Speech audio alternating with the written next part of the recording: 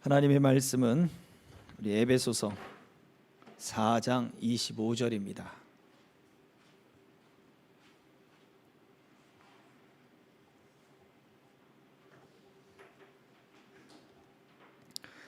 우리 함께 봉독할까요? 시작. 그런즉 거짓을 버리고 각각 그 이웃과 더불어 참된 것을 말하라. 이는 우리가 서로 지체가 됨이라. 아멘. 우리 지난 주일 저녁 시간에 우리 하이델베르그 요리문답을 우리가 배우면서 제 9계명 거짓 증거하지 말라라고 하는 말씀이 물론 사람들을 향한 그 10계명, 사람들의 말씀을 향한 그 10계명은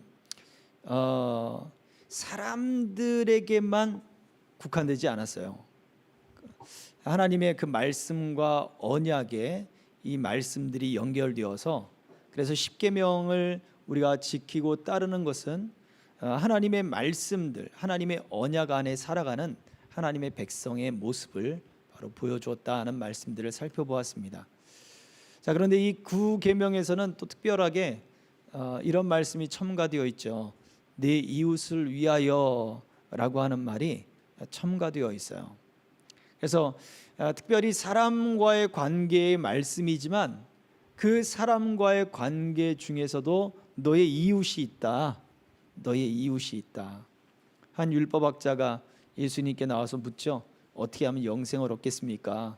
그래서 예수님이 성경에 뭐라 기록되어 있느냐? 그랬더니 율법학자가 그럽니다. 누가복음에서는 율법학자가 마음과 뜻과 목숨을 다하여 하나님을 사랑하고 그것을 이웃을 사랑하라 했습니다. 두 가지로 함축한 거예요. 대단한 거죠.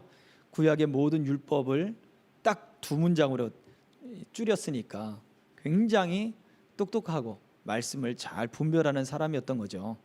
예수님이 그 얘기를 했습니다. 그래, 그처럼 행해라. 네가 하늘나라에 가깝다라고 말해주셨단 말이에요. 그러자 이 사람이 거기에서 할렐루야 그러고 그냥 겸손하면 좋은데 자기 자신을 더 옳게 보이려고 이렇게 예수님께 질문한 거예요. 누가 내 이웃입니까? 라고 질문을 한 거예요. 그때 우리가 잘 아는 선한 사마리아인의 비유를 예수님 바로 그때 말씀해 주셨습니다. 가서 너도 그와 같이 해라. 알고 있는 것이 아니라 네 이웃, 바로 누가 강도 만난 자의 이웃이겠느냐. 오히려 그 상황을 바꿔놓으셨죠. 마찬가지예요. 십계명의 말씀이 출애굽을 하면서 이스라엘 백성들에게 주어진 말씀이잖아요. 다 함께 출애굽의 기쁨을 맛봤던 사람이고 또 다 함께 출애굽의 고통도 맛봤던 사람들이에요. 얼마나 간이 졸렸겠어요. 뒤에는 애굽 군대가 쳐들어오고 쫓아오고 앞에는 홍해가 막혀 있는데 얼마나 간이 졸렸겠냐고요. 애간장이 탔겠냐고요. 그 두려움을 함께 했던 사람들이고 또 어떤 사람입니까? 애굽의 종되었던 그 집에 함께 종되었던 사람이었던 거예요. 그가 바로 너의 이웃이다. 하나님은 네 이웃에 대하여 거짓 증거하지 말라라고 말씀하셨어요. 오늘날 참 날 무지하게 덥습니다. 막 진이 교회에서만 있는데도 축축축축 빠지는 것 같아요. 에어컨을 하루 종일 틀지 않으면 안 될 정도로 막 그렇게 막 진이 그냥 축축축 빠져나오는 것 같습니다. 밖에서 일하시는 분들은 오죽 더 하겠습니까? 또 뜨거운 주방에서 일하시는 분들은 얼마나 더 하실까요? 참 미루 말할 수 없는 그러한 무더위와 찜통더위, 그리고 또 거기에다가 또 코로나19로 인해서 거리두기 때문에 어디 밖에 나가지도 못하고, 그리고 또 뭐 휴가를 제대로 즐기기나 할 수 있겠습니까? 여러 가지 상황들이 지금 우리에게 놓여져 있는데 이러한 상황 속에 내 이웃이 누구입니까? 라고 묻는 거예요. 상황을 뒤집어 보자고요. 내가 좋아하고 내가 유리한 사람이 이웃이 아니라 바로 그 상황을 뒤집어 놨을 때 누가 이처럼 어려운 상황 속에 우리의 이웃이 되겠느냐라는 거예요. 저기 장위동에 어떤 교회가 시설의 폐쇄가 되니까 광화문에서 모이겠다라고 하는 또 그런 목소리를 내고 있더라고요. 무리를 일으키고 있는 그러한 교회죠. 과연 그 교회의 이웃은 누구입니까? 저는 질문하고 싶은 거예요. 과연 우리의 이웃은 누구입니까? 그 이웃에 대하여 거짓 증거하지 말라 하나님 말씀하셨는데, 우리가 지난 시간에는 이 사단이 가지고 있던, 우리가 애굽의 종되었던 그러한 집에 있을 때의 우리의 생활 습관, 거짓만 그렇게 나오는 이유가 무엇입니까? 속 안에 진리가 없기 때문에 그런 거예요. 이스라엘 백성들이 종이로 매어 있을 때는 그들 안에는 진리가 들어갈 수 없습니다. 모세가 와서 하나님이 너희를 해방시켰다고 기적을 딱 베풀어 버리니까 우와 하고 기쁨으로 받았죠. 마치 예수님이 4가지 밭에 대한 설명과 똑같은 거예요. 기쁨으로 모세를 받았다가 그 모세 때문에 바로가 더 심한 노역을 줬거든요.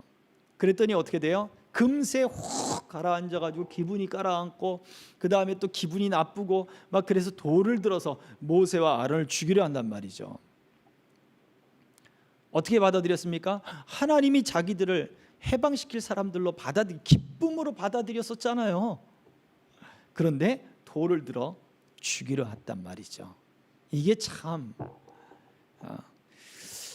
애굽의 종이 되었을 때 우리가 옛 생활 그리고 사단의 종이 되었던 그러한 어떤 삶의 모습 안에서는 진리가 우리 안에 머물지를 못해요. 그러다 보면 우리는 농담으로도 거짓을 말하고, 그리고 의도적으로도 거짓을 말해요. 그냥 거짓이 밥 먹듯이 나오는 거예요. 바로 그러한 것은 우리가 여전히 거짓의 아비인 사단의 영향 아래 있다는 것을 보여줍니다. 그래서 하나님의 진노를 피하기 위해서 거짓의 아버지 사단에게 매어있던 모든 것으로부터 우리가 자유함을 얻어야 하기 때문에 우리는 그것을 피해야 된다라는 것을 말씀드렸습니다. 오늘은 에베소 4장 25절은 이야기합니다. 너희가 이제는 그 이웃이 뭐가 되어야 되느냐? 바로 지체가 되기 위해서, 하나의 지체, 하나의 몸, 하나의 인격, 그리스도의 거룩한 성전, 교회가 되기 위해서 너희가 거짓을 버려라 라고 말씀을 해주고 있다는 거예요. 이것이 바로 사단에게 배운 방식이 아니라 누구에게 배운 방식입니까? 우리 주 예수 그리스도에게 배운 방식인 거예요. 그래서 우리는 지체가 되기 위하여 거짓을 버리는 거예요. 다른 사람들의 이름을 잘못 사용하고 사회적으로 매장시키고 그 사람을 모함시키고 막 하는 그러한 일들, 우리가 교회 안에서, 특히 우리 믿는 사람들 안에서 절대 이런 거짓이 있어서는 안 됩니다.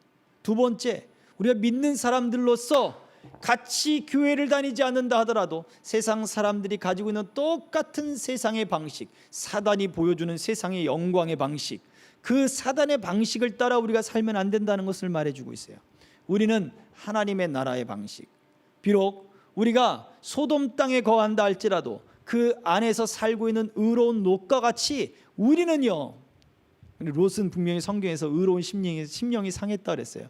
그러나 우리는 소돔 땅이 아니고 수없는 많은 우리 믿는 이들이 함께합니다. 그리스도의 복음이 함께하고 성령이 함께합니다. 그러기에 우리는 얼마든지 그리스도의 몸으로서 한 몸이 될 수 있고, 하나님께서 우리에게 원하시는 거룩한 사회를 만들어가는 것, 이것이 가능하다는 것입니다. 그래서 우리는 옛 삶의 방식, 애굽의 종되었던 집에서 살던 그 이집트의 삶의 방식을 다 버리기 위해서 40년 광야 생활을 하나님이 삥삥삥삥삥삥 돌게 하신, 그것을 우리는 기억해야 돼요. 우리가 비록 지금 광야 같은 시대를 걷고 있다 할지라도 우리가 얼른 버려야 할 것은 거짓의 아비에 매여 있던 우리가 그러한 옛 습관, 죄의 습관들, 이런 거짓들을 얼른 버려야 돼요. 그리고 우리는 하나님의 삶의 방식이, 하나님의 삶의 원리들을 가지고 우리는 살아가야 될 것입니다. 우리가 이 말씀을 기억하고 우리 하이델베르그 예루문답 말씀을 살펴보도록 하겠습니다. 자, 112문입니다. 제9금형에서 하나님께서 원하시는 것은 무엇입니까? 읽어볼게요. 시작. 내가 어느 누구에게도 거짓 증언을 하지 않고 다른 사람의 말을 왜곡하지 않고 뒤에서 헐뜯거나 중상하지 않으며 어떤 사람의 말을 들어보지도 않고 성급히 정죄하지 않으며 다른 사람이 성급히 정죄하는 데에도 참여하지 않기를 원하십니다. 다음이요. 안 끝났어요? 네, 읽어보세요. 시작. 오히려 하나님의 무서운 진노를 당하지 않기 위해 본질적으로 마귀의 일인 모든 거짓과 속이는 일을 피해야 합니다. 법정에서나 기타 다른 경우에도 나는 진리를 사랑하고 정직하게 진실을 말하고 고백해야 하며 할 수 있는 대로 이웃의 명예와 평판을 보호하고 높여야 합니다. 자, 112문은 세 가지로 구분할 수 있다 그랬죠. 앞장에서 이야기했던 것은 피해야 할 일, 하지 말아야 할 일, 그리고 두 번째 장에서 이야기하고 있는 두 가지는 다음 넘겨줘 보세요.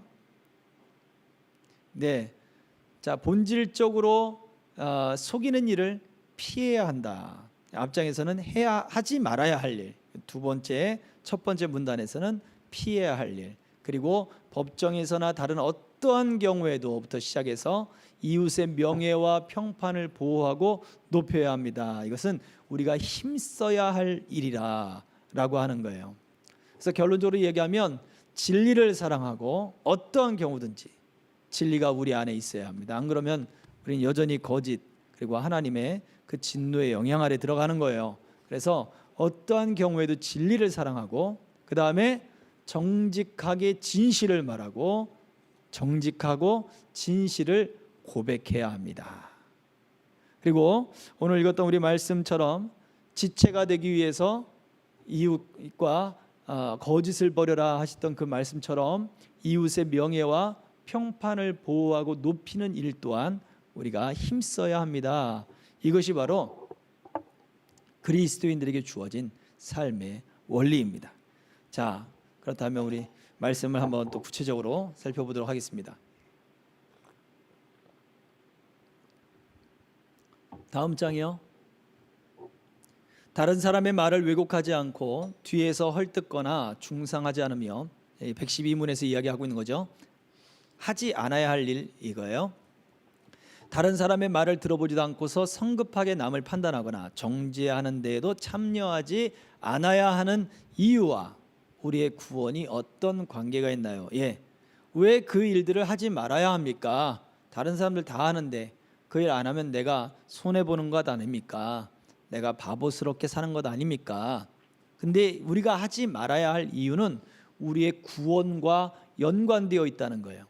그게 도대체 우리의 구원과 도대체 어떤 관계가 있습니까? 답을 보여주세요. 읽어봅니다.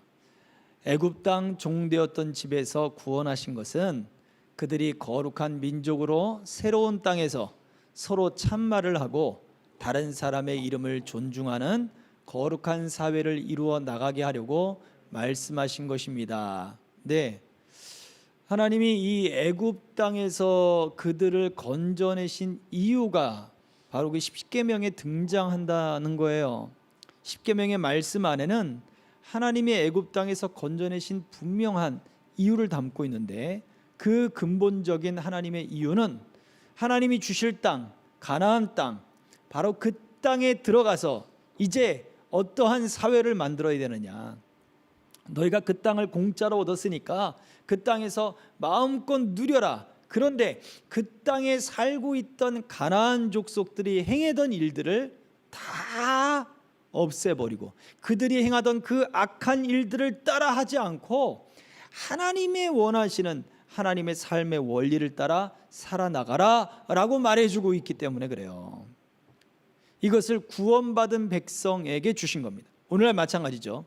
우리를 죄에서 구원해 내셔서 하나님이 주실 그 땅 가나안 땅을 바라보고 영원한 천국을 바라보면서 우리로 하여금 지금 이 땅을 살게 하신 거예요. 지금 살아가게 하시는 거예요. 그래서 죄의 종됐던 모든 습관들을 벗어버리고 이제는 하나님이 우리에게 말씀하시는 그 말씀의 삶의 원리를 가지고 이 땅을 살아가야 된다라는 것을 말해주는 거예요. 이게 구원받은 백성들이 살아가야 할 삶의 원리입니다. 그래서 왜 거짓을 말하지 않아야 합니까? 손해 보는 것 아닙니까?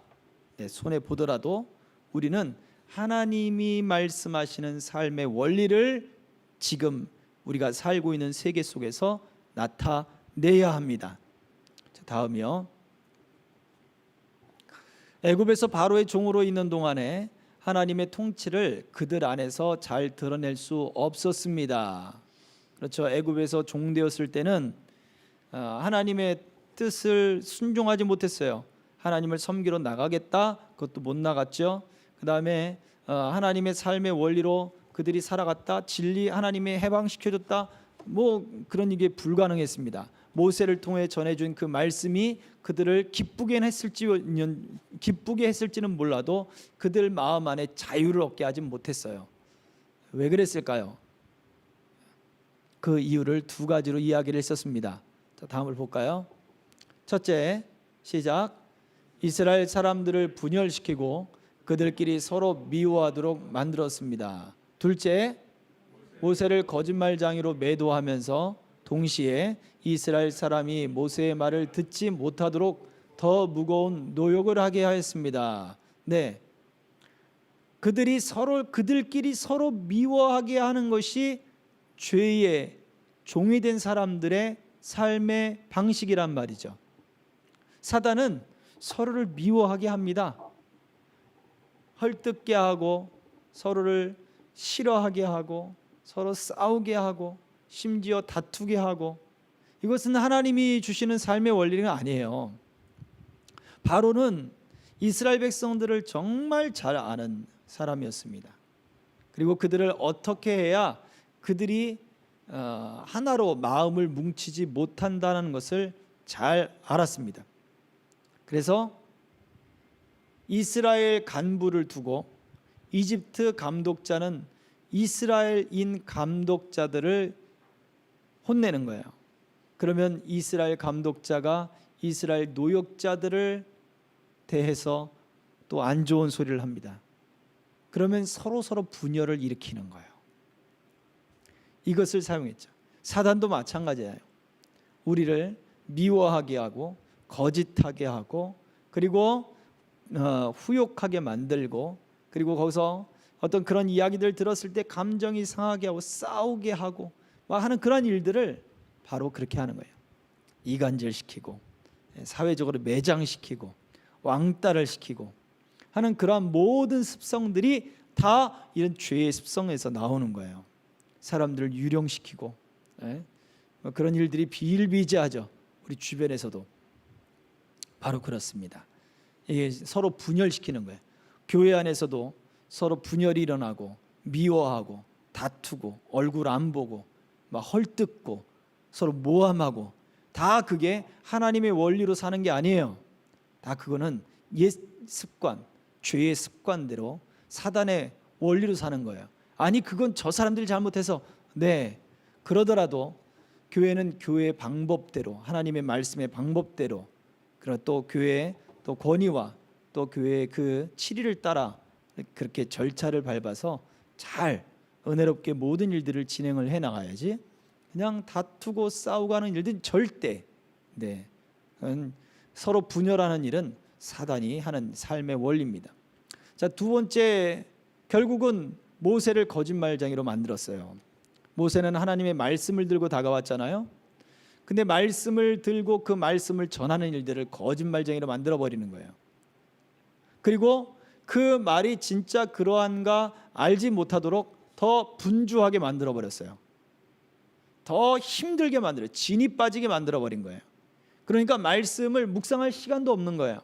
정신이 없는 거예요. 나 지금 정신없는데 그런 말씀하지 마십시오. 다음에 좀 평안할 때 오십시오.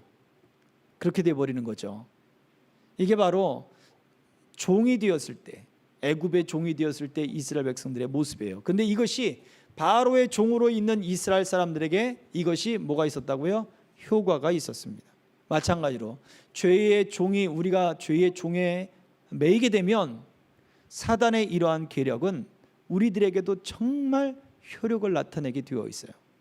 분열하고 다투고 싸우는 일이 우리 주변에 쉽게 발견되는 일이, 이유가 바로 거기에 있습니다. 자, 다음이요. 우리는 다른 사람의 재물이나 생명을 빼앗는 것은 크게 생각하면서도 다른 사람의 이름에 거짓되게 행하는 것은 가볍게 생각하는 경향이 있습니다. 그러나 이름을 잘못 사용하거나 거짓 증언을 하는 것은 작은 문제가 아닙니다. 그 이유가 무엇일까요? 그 이유가 무엇일까요? 답을 보여주세요. 읽어봅니다. 시작. 구계명에서는 다른 사람의 이름을 어떻게 존귀하게 잘 대할 것인가를 가르칩니다.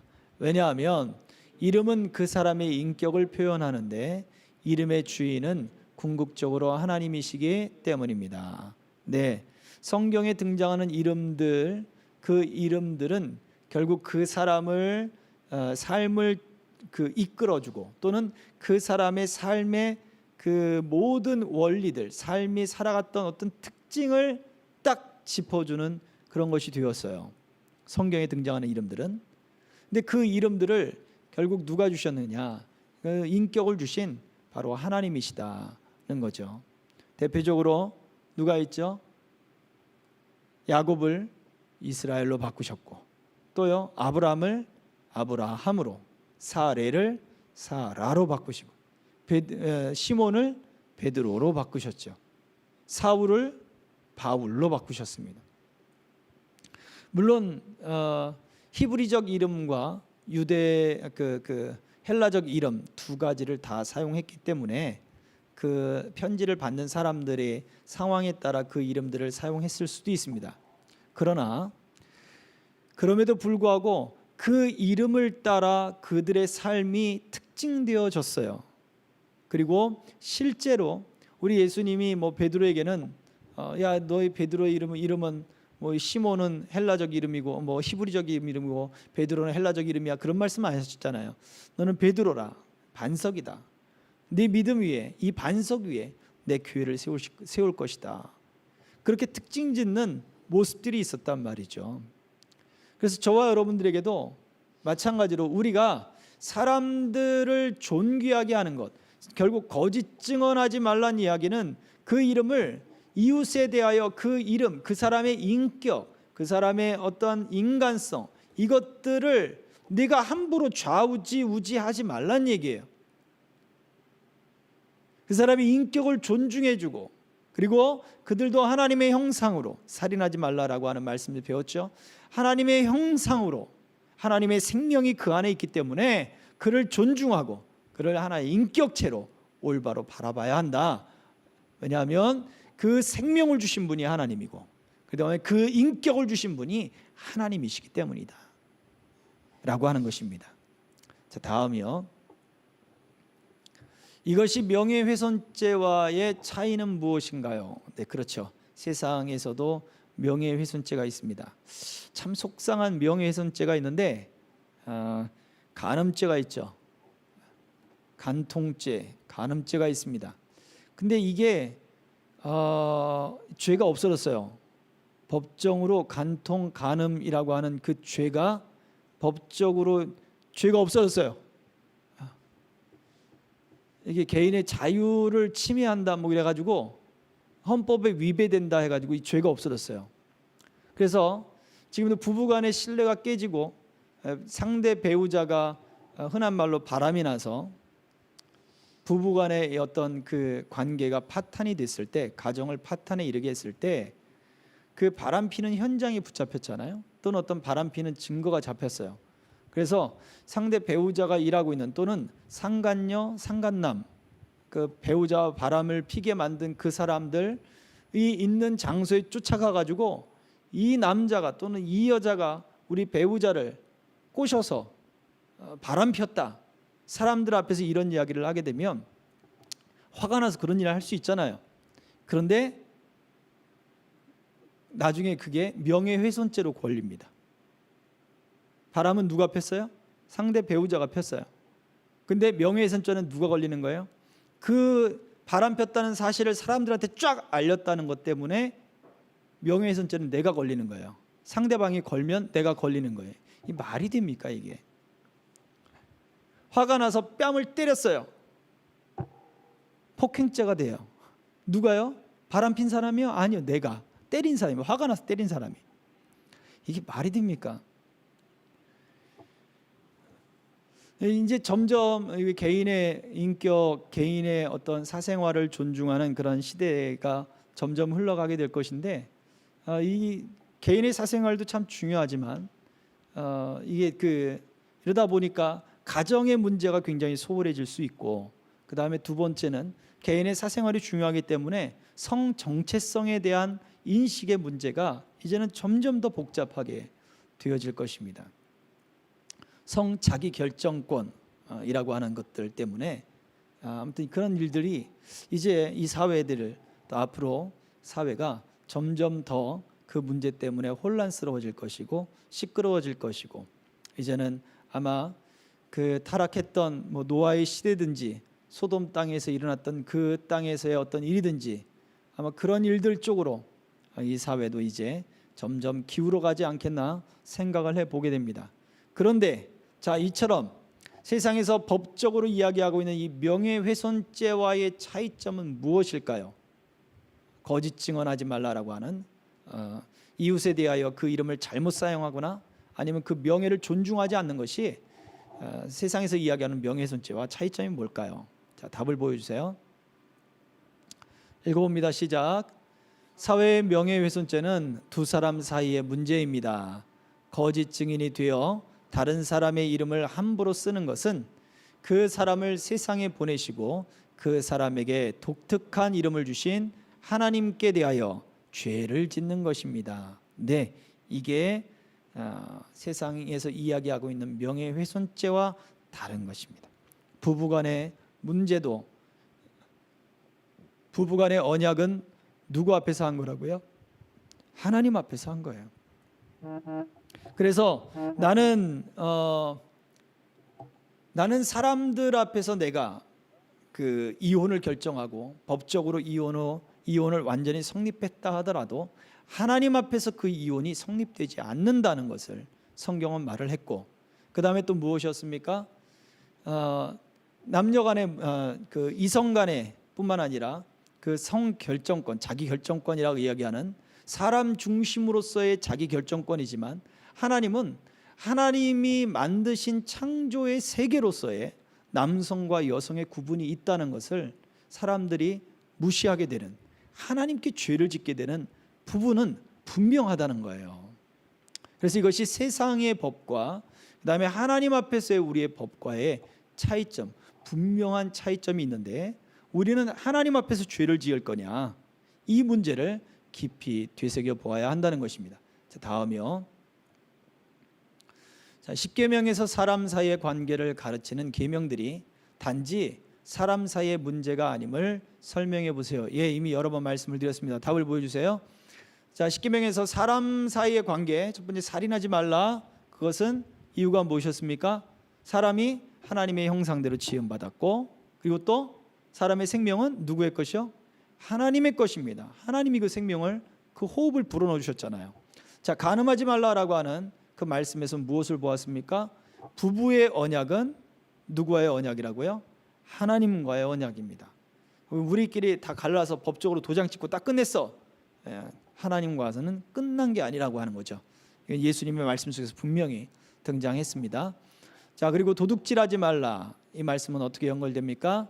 하나님께서 각 사람에게 맡기신 거라는 거예요. 5달란트, 2달란트, 1달란트, 각 사람의 능력에 따라 하나님이 그 사람에게 유업으로, 기업으로 다 맡기신 건데, 사람이 그것을 자기에게 주어진 그 분량을 뛰어넘는 욕심과 탐욕으로 자기의 것을 막 취하려고 하는 그 모든 것, 그것이 하나님께서 맡기신 것에 대한 죄를 짓는 것이다 라는 것을 우리가 살펴보았었습니다.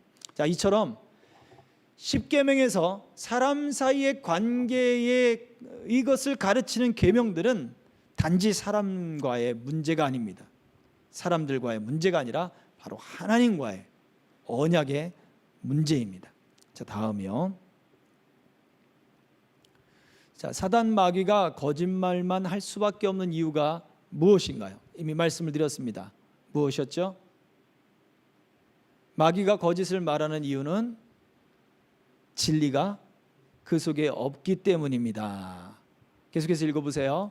사람도 마음의 진리가 없으면 농담뿐 아니라 의도적으로도 거짓을 말하게 됩니다. 그 속에 진리가 없으면 항상 거짓말을 할 수밖에 없습니다. 네, 그렇습니다. 진리가 없으면 거짓말할 수밖에 없습니다. 예수님이 이스라엘 백성들에게, 그를 믿으려고 찾아온 이스라엘 백성들에게 진리를 알지니 진리가 너희를 자유케 하리라 했더니 사람들이 뭐라 했습니까? 우리는 한 번도 종이 된 적이 없었습니다. 거짓말만 하고 있어요. 그죠? 아수르한테 잡혀갔죠. 바벨론에 잡혀갔죠. 지금 로마한테 그 모든 것을 빼앗겨 가지고 지금 그런 포로 생활을 지금 하고 있는데, 포로 아닌 포로 생활을 하고 있는데, 점령당해서 살고 있는데 한 번도 종된 적이 없대요. 이유가 무엇이에요? 그들 안에 진리가 있지 못하기 때문에 그렇습니다. 마찬가지 우리도 진리가 우리 안에 없으면 우리도 항상 거짓말을 할 수밖에 없습니다. 자, 다음이요. 자, 진리를 알지니 진리가 너희를 자유케 하리라는 말씀이 주는 의미, 이미 말씀을 드렸습니다. 답을 볼게요. 읽어봅니다. 시작. 우리를 마귀의 종된 데에서 해방시켜 주셨음을 말해줍니다. 그래서 진리로 자유롭게 된 사람은 자기의 부족과 잘못을 그대로 인정하기에 헛된 명성을 추구하지도 않습니다. 하나님께서 자기를 받으신 그대로 자기를 인정하고 나아가며 온유하고 지혜롭게 살아가기를 힘씁니다. 네, 마귀의 종되었다면 진리가 그 속에 없는 거예요. 그래서 끊임없이 거짓말을 하는데, 진리가 우리 속에 들어오면 하나님이 부르신 그대로 인정하고 나아갑니다. 맞습니다. 우리는 계속해서 포로됐었습니다. 우리가 잘못해서 포로가 되었고, 하나님께 죄를 지어서 포로가 되었고, 하나님 말씀대로 살지 못해 포로가 되었습니다 라고, 지금도 내가 포로가 되어, 우리가 포로가 되어 지금 이 지경입니다 라고 인정하며 나아갈 것입니다. 이것이 바로 우리의 지혜, 우리의 온유함입니다. 다음 마지막입니다. 그러므로 우리가 구계명을 통해 힘써야 할 것은 무엇입니까? 제 9계명, 거짓 증거하지 말라. 네 이웃에 대하여 거짓 증언하지 말라. 거짓 증거하지 말라. 자, 우리가 힘써야 할 것은 무엇입니까? 읽어봅니다. 시작. 그리스도의 은혜로 구원을 얻은 사람들은 이제 옛날 거짓의 아비에게서 배웠던 방식대로 살면 안 됩니다. 속고 속이는 세상의 방식이 아닌 하나님의 나라 안에서는 참말만 해야 합니다. 네, 맞습니다. 속고 속이는 세상의 방식이 아니라 하나님 나라 안에서 참말을, 진실을 말하고, 그리고 하나님의 삶의 원리를 따라 살아가는 법을 우리가 힘써야 합니다. 자, 이 말씀을 기억하며 우리 함께 기도하겠습니다. 우리 찬양하며 아멘. 우리가 하나님의 말씀을 따라 살아갑니다. 하나님의 삶의 원리들로 이 땅을 살아갈 때 하나님이 지혜를 주시고 우리의 삶을 이끌어 주시옵소서. 하나님 복된 또 이 땅을 빛나게 하는 빛나는 삶들을 살아가도록 붙들어 주옵소서. 예수 그리스도의 이름 받들어 기도하옵나이다. 아멘. 그러므로 너희는 이렇게 기도하라. 하늘에 계신 우리 아버지여, 이름이 거룩히 여김을 받으시오며 나라 임하옵시며 뜻이 하늘에서 이룬 것 같이 땅에서도 이루어지이다. 오늘날 우리에게 일용할 양식을 주옵시고 우리가 우리에게 죄 지은 자를 사하여 준 것 같이 우리 죄를 사하여 주옵시고 우리를 시험에 들게 하지 마옵시고 다만 악에서 구하옵소서. 대개 나라와 권세와 영광이 아버지께 영원히 있사옵나이다. 아멘.